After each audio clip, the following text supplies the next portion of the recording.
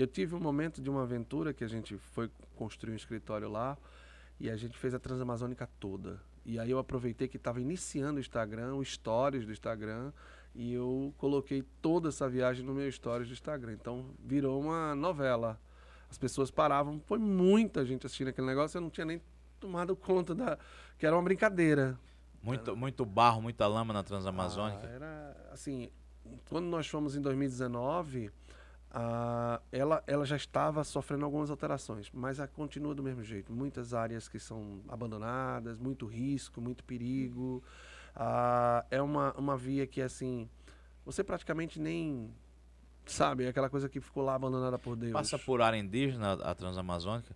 Passa, Os caras fecham à noite? Passa alguns momentos, passa. Tem Eles períodos, fecham ela? também fecha, tem períodos que fecham. A gente andou muito, porque a Transamazônica começa aqui no Nordeste, né? Por sinal, tem até um documentário lá na HBO Max que mostra a origem da Transamazônica. Quem puder assista, porque vale entender a minha aventura, né? Você sair de Alagoas, né, para poder chegar lá numa cidade chamada Santarém, onde eu tenho residência hoje. Parazão. Parazão, né? É o Baixo Amazonas, é o que eles chamam da Calha Norte, né? Então, nós fomos de carro, várias balsas, várias aventuras de pegar lá o carro e aí, a gasolina será que chega? O diesel dava para chegar e a gente ficava preocupado. E aí, se passar desse ponto não tem volta. Vamos. Então, fomos e chegamos. E muita loucura no caminho, muita coisa de ter medo, de dizer e agora e como é que a gente vai passar. E... Lá a turma anda muito de barco, né? Barco e avião, né? Anda. Monomotor. Tem, por sinal, uma história sobre isso, né? Uma história bacana. Nós fomos para um município fazer um trabalho junto à prefeitura chamado Jacareacanga, onde houve até uma revolta de índios, ataque aos índios que tem na região. É um município, um dos últimos municípios entre a fronteira do Pará com o Amazonas, né? Então, o que acontece? Naquele município exatamente, nós fomos para lá e o caminho do município, você sai de um outro município, tá? E desse outro município, que é a Terra do Ouro, lá no Pará, nós fomos para Jacareacanga. No caminho, primeira coisa, eu disse, não, vamos de carro, não vamos gastar. Por que não vamos gastar? Porque, estamos de carro aqui, estamos gastando uma cacetada de diesel, porque não? Não, Cris, você tá maluco. Aí meu cunhado foi que disse, Cris, eu já fiz essa viagem, não faça no carro. Eu disse, mas por quê? É simples. Não existe nenhuma identificação de via. É uma vicinal de barro em que tem diversas curvas, em que de lá vem... Várias bifurcações. Não, vem de tudo. Você imaginar o seguinte, e não existe acesso a nada. Então é tudo muito precário, muito arriscado. E a via não passa dois carros no mesmo... Você tem que parar para esperar o outro passar. Então, se vir, pode ter um acidente e você não está acostumado a andar naquilo. Então, num desses caminhos, nós chegamos no lugar lá, no 180, no quilômetro 180, né? E, por sinal, estava até uma colega nossa que também já se formou aqui em Maceió e tal, doutora Érica, né? Que foi conosco, né? E no mesmo carro. Bacana, chegamos lá no 180, aquela brincadeira toda, e filmando tudo, e mostrando tudo. E quando o cara chegou, ele disse, aqui é o seguinte... Aqui eu vou mostrar uma coisa para o senhor. Aí tá, aqui tem internet e tal. Beleza, tem internet aqui, internet via satélite. Aí eu, massa. Quanto é a internet para a gente acessar? Ou tem alguma forma de você... Não, tem avulso. Cada minuto é R$10. Aí eu... Tecnologia cara, hein? O cara pagava... R$10. Pagava, parece que em torno de uns 4, 5 mil para ter esse sinal lá. E era um negócio pequeno. E eu digo, tá bom, beleza, vou gravar para poder pegar lá e jogar no Stories. Beleza.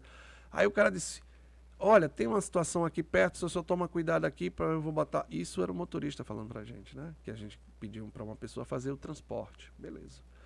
E aí eu comecei a olhar para o lado e comecei a ver, sabe o quê? Monomotor pousando. Um monte de motor pousando, assim, aqui vou gravar, e eu lá gravando e tal. Daqui a pouco o rapaz chega no meu ouvido por trás e diz, doutor Cris, não faça isso não, porque é um motor que vem dos garimpeiros. Então a gente, assim, pode ter coisa ali que não seja legal. E os caras achar que a gente é algum policial, fiscalização. E, tal, né? E eu parei assim, nossa, é verdade. E tem muito, o cara para o monomotor na porta de casa. E a casa dele tá ali do lado, a gente tá vendo aquilo ali. Caramba, pelo amor de Deus, não é possível. E aí a gente se assusta.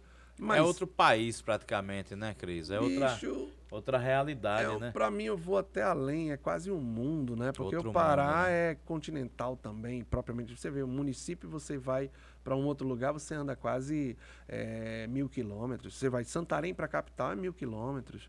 Você vai de barco, você pega 3 dias de barco, 2 dias e meio, né? Então, você percebe a grandiosidade e você vê o quanto era necessário ter o cuidado com o Estado, que é difícil. Como é que o cara consegue controlar isso num tamanho desse? Cara, e como é que exerce a advocacia num lugar desse, né? Assim, a advocacia, a gente vê os vários panoramas dela, né? E Pois pô, é. exercer a advocacia num lugar desse. Pois é. Não, a advocacia, você vê o seguinte, por causa do tamanho geograficamente falando, ela tem nuances muito distintos. O cara que advoga na capital, ele talvez não tenha a mesma habilidade para atuar no interior, e ele lá no interior, ele já tem que procurar alguém, ou às vezes ele próprio vai aventurar, porque, por exemplo, Alagoas, o município mais distante, você anda 300 quilômetros. Minúsculo, né? Você vê que é pequeno. Você vê de um município para o outro, você anda 1.000. Agora você imagina, na advocacia previdenciária, você vai fazer uma sustentação oral na turma Rexal, é em Belém. Como é que o cara vai sair lá do Jacareacanga para fazer a sustentação oral em Belém, que vai andar 2.000 quilômetros, sei lá quantos 1.000 quilômetros ele vai andar, pegar barco, pegar avião, fazer não sei o quê. Então, Termina encarecendo a advocacia, né? ela é uma advocacia de logística. O meu plano, quando eu idealizei fazer esse tipo de trajeto, era justamente para a gente entender a máquina, para ver como é que a gente conseguiria movimentar os nossos clientes. Ó, a tua família chegou, dá um salve pra elas aí, ó. Olha lá as herdeiras, ó. É, A patroa e as herdeiras. muito bom. E aí o cara fica pensando, né? Poxa, como é que eu vou pegar aquele cliente e trazer o cara que vem de uma região que fica na beira do rio e que fica, sei lá, 2 horas, ou melhor, 2 dias de barco, ou 30 horas de barco. Como é que eu trago ele para audiência? E aí, Ana, uma realidade completamente diferente da nossa, né? Totalmente. Tipo, a gente tá acostumado Precário. aqui a sair de casa, de carro, Pois é, na isso é. estrada, com É. no máximo 2 horas. Eu né? mesmo, né? Para aprender de 2 horas. Pois é, a doutora Ana passa Ah, por isso, toda né? semana. Ela se Tranquilo. aventura, ela sai da É. casa dela, vai para o escritório dela que fica no município Então, que é mas distante. dentro da nossa realidade, Dentro- lógico. com isso aí certeza. já é uma aventura. Com Tipo, pô, tu certeza. sai daqui, Penedo fica quanto? 170 quilômetros? 160. Né? E tu sai daqui, leva essas 2 horas, tá mais longe de casa, não sei o E quê. você tem que pensar o seguinte, Cleto, que ela vai sozinha muitas das É, vezes. verdade. E aí a gente transporta para um panorama desse do norte, é para você ver a diferença do universo, Nós né? somos Cleto, eu ainda felizes, vou né? Nós além, somos felizes. eu vou além. A doutora Érica, que ela, se eu não estou enganado, a doutora Érica se formou aqui e voltou para o Pará. Ela, por sinal, é advogada da Câmara lá de Itaituba, a Terra do Ouro, né? E doutora Érica é impressionante, porque aquela mulher pega uma L200, se eu não me engano, acho que era uma L200 que ela tinha, aquela que é fechada, como é o nome? Pajero A Full. Pajero. Ela pegava a Pajero dela para fazer uma audiência não sei aonde e andava sozinha de noite na estrada, no barro e na chuva. E quando a gente fala chuva no Pará, a gente não tá falando da nossa chuva que acontece. tempestade É mesmo, né? literal, é tipo gotas do tamanho de um balde d'água. Né? E é uma coisa absurda, mas é isso mesmo. E a pessoa se virar e a Cai mulher muito vai raio lá. lá também, né? Pelo amor de Deus, moço. Eu fiz um treinamento para os advogados em Marabá, que fica no outro lado, no oposto, na região sul, né? E eu me lembro que quando eu cheguei no aeroporto em Marabá, para ir para a cidade da minha irmã, que ficava vizinho, próximo, fica pertinho também, né? Pertinho, né? E meu cunhado pediu, Cris, vem dirigindo essa caminhonete, eu vou dirigir no nosso carro. Beleza, beleza. Eu vim dirigindo uma L200, era uma L200? Acho que era uma L200, que não a outra da Toyota. Hilux. A Hilux, que é aberta no fundo. E você sabe que você andar naquelas pistas, você não vai andar devagar. E uma Toyota sem peso na caçamba, né? Fica jogando a traseira. Nossa, aí, só que o problema é o seguinte, vamos sair cedo para poder não pegar a escuridão da estrada. Beleza. Meu amigo, a gente saiu tarde.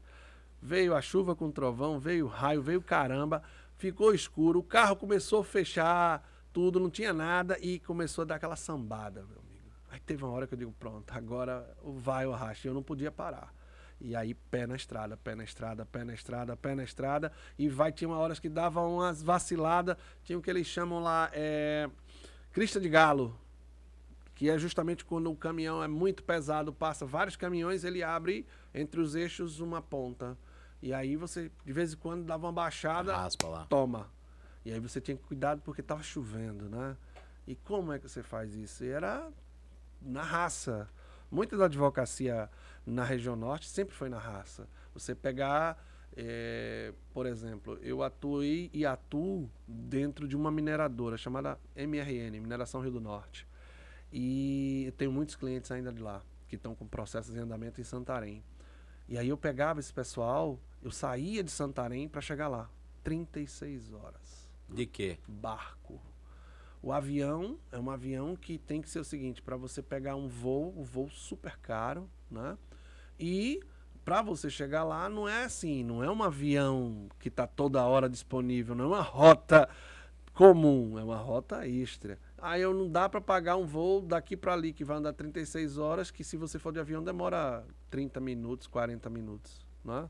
E aí o que acontece é o seguinte, você vai pagar R$4.000 num voo desse, R$3.000, né? E aí você E que muitas... tipo de aeronave é essa, hein? Olha, era o turbo hélice. Turbo hélice. Turbo hélice. Mas E aí motor com dois rotores, né, e tal, duas hélices, né? E aí você vai para lá no meio da Amazônia, num município chamado Oriximiná. E lá não tem saída por estrada. Você vai ter que pegar o barco ou o avião. Então você vai para um lugar desse para fazer o atendimento com o cliente, que são profissionais que trabalham na região dessa mina. Essa mina trabalha com bauxita. E aí o cara, ele tem o suporte da mineração, ela te dá todo o apoio, te dá toda a estrutura, mas você está ilhado. E o cara não tem tipo assim, esse final de semana eu quero ir ali. Não vai. Você fica preso naquilo ali. Então quando você vai para lá, você tem que lidar com aquela realidade e saber como é essa situação de transitar nesses lugares, levar essas pessoas, conversar com essas pessoas. É como você falou, é um outro mundo, mas é um mundo que tem particularidades que são assim exclusivas.